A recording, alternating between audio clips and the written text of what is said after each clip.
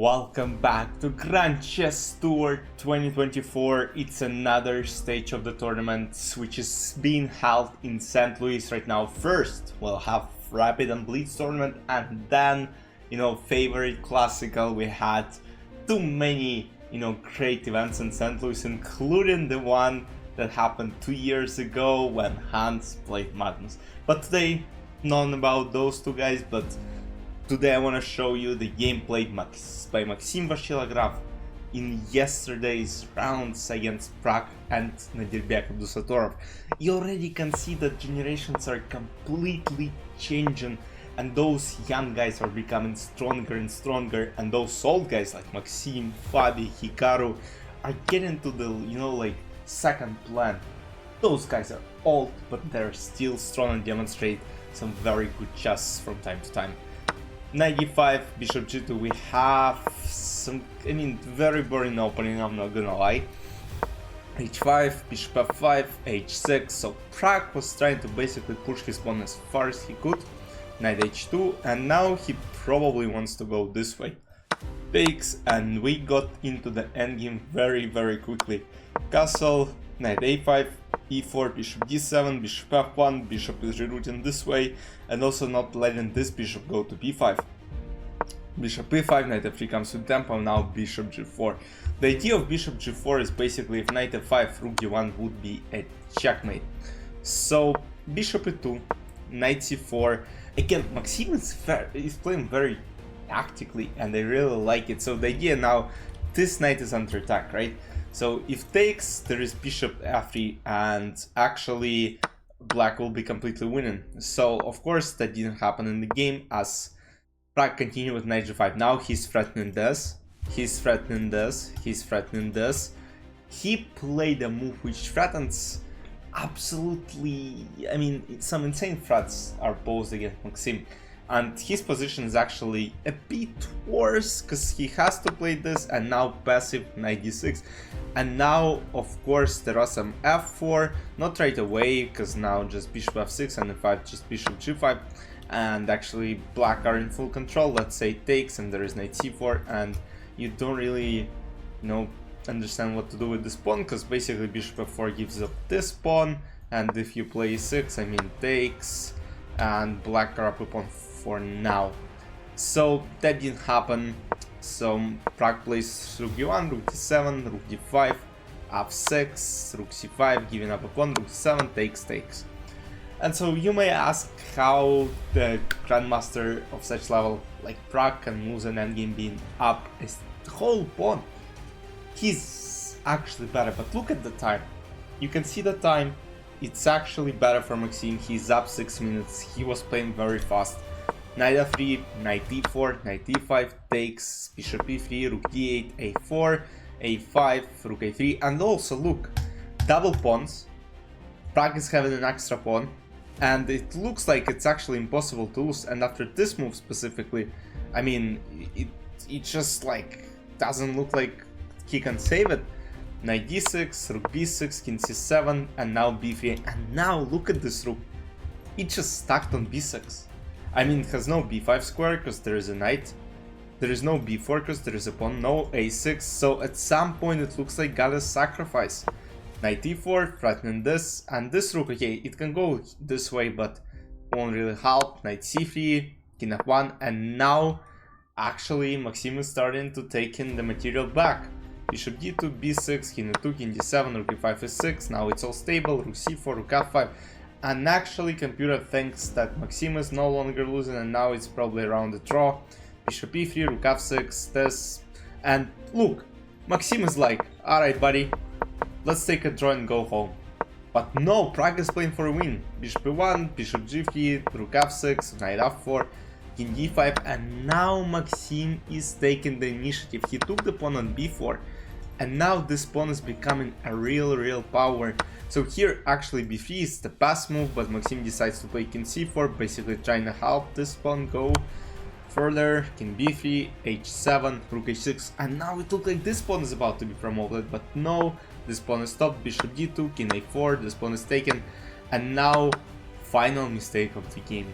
So it's actually insane that Prague played bishop f4 here, which actually looks like a losing move, unless this king, you know, would be able to stop this pawn. But you know, I think black are able to create enough, you know, mating threats, and here, I mean, any other move would have holded the game probably, but Pragg plays bishop f4, and after e takes f4, it turns out that Maxim is just basically winning, because this pawn is just moving up. King e2, b3, king d3, king b4, basically tackle the king. And let's say here b2 is played, I think king c2, and actually, you know, it's still unclear who will win the game. But I mean, black are not risking anything, that didn't happen. King b4, rook b7, b5, rook d7, rook h1, now rook d1 is being threatened, still rook h7, b2, b1, I mean the main threat is of course b2, b1, so if king d2, b2, and you know, white have nothing here but resign. So the accuracy of the game, 95.04 Maxim with black pieces, and 90.8 for Pragg, and I mean, nice game by both of the players, but I think Maxim got very lucky. And let's take a look at the second game. I mean, that one is a masterpiece as well. e4, c5, play Sicilian, and Maxim goes for bishop b5, knight d7, d4 takes, bishop e2, knight f6, early queen, d4, knight f5, takes. So again, very boring position. That's you know, super grandmaster level openings, takes, and we got another endgame yet, where, I mean, it doesn't look like any side has more chances than other, so it's like equal game, rook d1, h5, h3, b5, a3, bishop f5, bishop b7, and now again Maxim starts slowly trying to basically take all the pawns, and bishop f5 is apparently a mistake, because it lets this bishop go this way. But if here bishop b7, there is actually bishop c8, and if you try to do the same in what happened in the game, bishop f5, bishop b7, and this bishop c8, there is rook d8, and white are winning the piece. So that couldn't happen before. Bishop a6 attacking the rook, and now rook c6, bishop b5 takes, c takes b2, and the idea from Vachier-Lagrave is that this pawn is so strong that at some point this rook will have to sacrifice itself for this pawn. And that's exactly what happens in the game. Takes, bishop c2, takes, brilliant move by the way, a4. So Maxim starts trying to push his pawn as far as possible. He has the only pass pawn on the board. I mean, this is pass pawn technically, but I mean, it will take a bunch of time till they become like real dangerous. So here again, very technical position, g3, and g3 is very smart. Look guys, g3, what do you think the idea of this move? I mean, you can let me know in the comments, but the idea of this move is to play bishop c6, bishop g2, bishop f1, and basically push a6. That's absolutely unbelievable move. I mean, that's the one you see on my thumbnail.